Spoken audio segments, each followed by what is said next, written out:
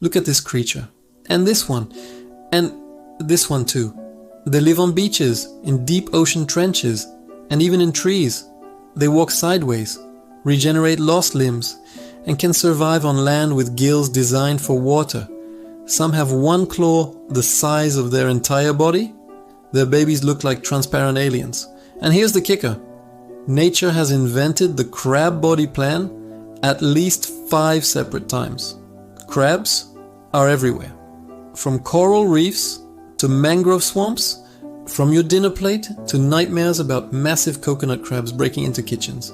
But what most people don't realize is that almost nothing about crabs follows the normal animal rulebook. Today, we're diving deep into why crabs are one of evolution's weirdest and most successful experiments. Trust me, by the end of this, you'll never look at a crab the same way again. Let's start with the most mind-blowing fact about crabs. Evolution is obsessed with making them. There's this phenomenon called carcinization, and yes, that's the actual scientific term. It describes how non-crab crustaceans keep evolving into crab-like forms, independently, multiple times, from completely different ancestors. Here's what I mean. What we call true crabs. Your classic beach crabs, stone crabs, blue crabs, they're all related. But then you've got king crabs, which look exactly like crabs, walk like crabs, and act like crabs. But they actually evolved from hermit crab ancestors. They're false crabs. Same with porcelain crabs. Same with hairy stone crabs. All of them arrived at this flat, round, sideways walking body plan from different evolutionary starting points. Scientists estimate this has happened at least 5 times, maybe more. It's like nature keeps running different experiments and somehow they all keep concluding, you know what? Let's make it crab-shaped. Why? Well, the crab body plan is clearly a winning design. That flat, wide carapace protects vital organs from above. Short legs tucked underneath make you harder to flip over. Powerful claws give you weapons and tools. The whole package is like a biological tank that can scuttle efficiently across rocks, sand, and coral. But here's the thing. It's really weird evolutionarily. Most body plans are unique solutions to specific problems. But crabs? Crabs are apparently the Swiss Army knife that evolution can't stop reinventing. So what makes the crab body so successful? Let's start with that armor. A crab's exoskeleton is made of chitin, the same material in insect shells, reinforced with calcium carbonate minerals. The result is a hard, protective carapace that's essentially a mobile fortress. Predators have to work hard to crack through that shell. But here's the problem. Armor that doesn't bend doesn't grow. So crabs have to do something that sounds like absolute nightmare fuel. They have to molt. The crab's body secretes enzymes that loosen the old shell, then it literally splits itself open at the seams and pulls its entire body out, including pulling each leg out like taking off a tight glove, extracting its eye stalks, and even pulling its gills free. And for a while after molting, they're basically just soft, squishy, defenseless. It's the most dangerous time in a crab's life. They hide in crevices, buried in sand or under rocks, waiting for their new shell to harden over the course of hours or days. Some crabs will even eat their old shell after molting to reclaim all that valuable calcium. Waste not, want not. This is the trade-off of being a living tank. Incredible protection. But you have to go through periodic vulnerability to upgrade your armor, and they do this multiple times throughout their lives. Juveniles might molt every few weeks, while adults might molt once or twice a year. Nothing about this is normal, but it works. Now let's talk about the signature crab movement, walking sideways. Most animals move forward. It's efficient, it's intuitive, it's how legs generally work. But crabs? Crabs said nah and went perpendicular. Here's why. Crab legs are arranged and jointed in a way that makes lateral movement more efficient than forward movement. Their legs bend outward and backward, so when they walk sideways, they're using their legs in the most mechanically advantageous way. They can walk forward or backward, but sideways is where they really motor. This gives them a huge advantage. They can keep their claws facing forward, ready to defend or attack, while moving quickly in any direction. Try sneaking up on a crab. They'll watch you the whole time while scuttling away at surprising speed. And speaking of claws, chile, that's the fancy word, are arguably a crab's most important tool. They use them to catch food, fight rivals, attract mates, and defend against predators. But here's where it gets really interesting. Many species have asymmetrical claws. One big crusher claw with thick, rounded teeth for cracking shells. One smaller cutter claw with sharp edges for slicing and manipulating food. And then you've got the absolute mad lads of the crab world, fiddler crabs. Males have one claw that can be up to half their body weight. It's so big they can barely use it for feeding. So what's it for? Showing off. Males wave that giant claw in elaborate displays to attract females and intimidate other males.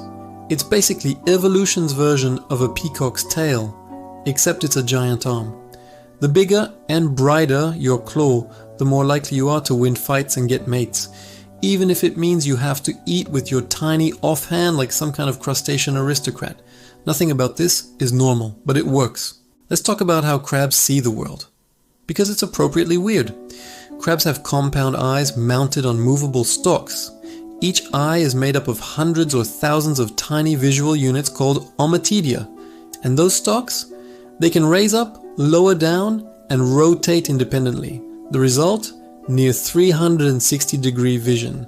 A crab can see in almost every direction simultaneously, detecting movement, shadows, and changes in light with remarkable sensitivity. This is critical when you live on exposed sand flats or rocky tide pools where predators can come from anywhere. They're not seeing high-resolution images like we do. Compound eyes trade detail for motion detection and wide coverage. But for a crab's lifestyle, that's exactly what you need. Spot the seagull diving toward you. Notice the octopus creeping from behind that rock. Track that rival crab entering your territory. But vision is just the start. Crabs are covered in sensory hairs that detect water movement and vibrations. They can sense a predator approaching by the pressure waves it creates moving through water. Their antennae function as chemical sensors, essentially taste and smell combined, allowing them to detect food, identify other crabs, and even find mates by following chemical trails through the water. Some species can detect polarized light patterns in the sky to navigate. Others can sense the Earth's magnetic field. Crabs aren't just armored tanks walking sideways. They are sensor arrays, constantly processing information from their environment in ways we can barely comprehend. Here's a question. If crabs breathe with gills, how are they land crabs? Crabs are primarily aquatic animals. They have gills located in chambers on either side of their carapace, and they breathe by drawing water over those gills to extract oxygen. Pretty standard for marine creatures, except many crab species spend significant time out of water. Ghost crabs live on beaches and only go to the ocean to wet their gills and release larvae. Coconut crabs live almost entirely on land, climbing trees to eat fruit and coconuts. Mangrove crabs scuttle through mudflats and roots, transitioning between land and water constantly. So how do they do it? The key is keeping their gills moist. As long as the gills stay wet, they can extract oxygen from air almost as efficiently as from water. Many land crabs have specialized gill chambers that trap and hold water, like carrying a portable aquarium with them. Some have modified gill structures that work more like primitive lungs. But even the most terrestrial crabs can't fully cut ties with water.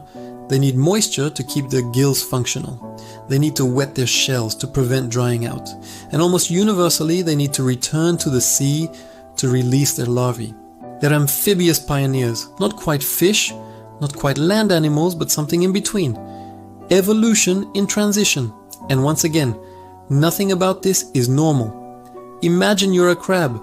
A predator grabs one of your claws. You are trapped. For most animals, this is catastrophic. But crabs have a trick. They can just drop it. This is called autotomy, and it's one of the most metal survival strategies in nature. Crabs have special breakpoints in their limbs where muscles can contract to snap the limb clean off, minimizing blood loss. The wound seals quickly with a membrane that prevents infection. The crab escapes. The predator gets a snack. Everyone lives to fight another day.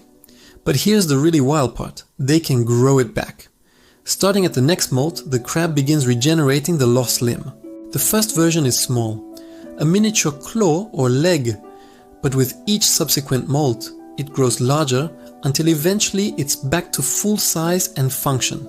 It's not instant. It might take several molts over months or even years, but the fact that they can do this at all is remarkable. We're talking about regrowing complex structures with muscles, joints, and nerves and specialized tissues. This regeneration ability makes crabs incredibly resilient. They survive fights with predators and rivals that would be fatal to other animals. They lose limbs to harsh environments, traps, and accidents, but they keep going. It's like they come with built-in spare parts and a biological repair manual. Normal animals can't do this, but crabs aren't normal. You might think crabs are solitary, aggressive loners. And sure, many species are territorial and quick to fight, but they're also surprisingly communicative. Crabs use body language constantly. Fiddler crabs wave their giant claws in specific patterns to signal dominance and attract females. Other species raise their carapaces, spread their claws wide, and perform ritualized dances to establish who's boss without actually fighting. These displays are negotiations. I'm this big, I'm this strong. Are you sure you want to fight me? Most of the time, the smaller or weaker crab backs down. Actual combat is risky. Both crabs could get injured or lose limbs, so visual intimidation is preferred. But some species take it further. A ghost crab's drum. They have special structures on their legs that they scrape against their shells or the sand, creating low-frequency vibrations that travel through the ground. This acoustic communication helps them defend territories and attract mates. Hermit crabs have even more complex social behaviors. They line up by size and trade shells in orderly vacancy chains when a new, better shell becomes available. Crabs aren't mindless automatons. They assess threats, remember rivals, make strategic decisions, and communicate in sophisticated ways. They have social structures, personalities, and individual behaviors. They're weird, but they're also way smarter and more social than people give them credit for. Let's end with the crab life cycle, because it's absolutely bonkers. When crabs hatch, they don't look like crabs, not even close. They start as zoea larvae, tiny, transparent, planktonic creatures with long spines, huge eyes, and swimming appendages. They look more like microscopic aliens than crustaceans. They drift in the open ocean, eating smaller plankton, and avoiding being eaten themselves. After several molts over weeks or months, they metamorphose into the megalopa stage. Now they start looking vaguely crab-like, still transparent, but with developing claws and a more compact body. Finally, they settle to the bottom and transform into juvenile crabs. Their body restructures, their legs reorient, their carapace hardens, and suddenly, after spending their entire early life as drifting plankton, they become the sideways walking, claw-wielding, armored creatures we recognize. From there, it's a life of growth through molting, surviving predators, finding food, defending territory, and eventually reproducing, releasing thousands or millions of eggs that will hatch into zoea larvae and start the whole bizarre cycle again. The transformation from planktonic larva to adult crab is one of the most extreme metamorphoses in the animal kingdom. It's like if butterflies were also armored, regenerating, sideways walking warriors. So there you have it. Crabs. They've evolved from multiple origins. They reinvent themselves every time they molt. They walk sideways, see in all directions, breathe on land with underwater gills, drop limbs like it's nothing, and grow them back. They drum, wave, and dance to communicate. They start life as transparent space aliens before transforming into armored tanks. Almost nothing about crabs follows the standard animal playbook, their evolution's favorite weird experiment, and yet precisely because of all this weirdness, they're one of the most successful animal groups on Earth. They've conquered oceans, rivers, beaches, mangroves, and even rainforest canopies. They survive in polar waters and tropical reefs. They've been around for over 200 million years and show no signs of slowing down. Nature keeps inventing crabs because crabs work. They're bizarre, alien, and completely abnormal. And that's exactly why they're extraordinary. Thanks for watching. If you learned something weird today, leave a comment about your favorite strange crab fact. And if you want more deep dives into evolution's wildest experiments, subscribe and hit that notification bell. Stay curious, stay weird, and remember, somewhere out there, evolution is probably inventing another crab right now.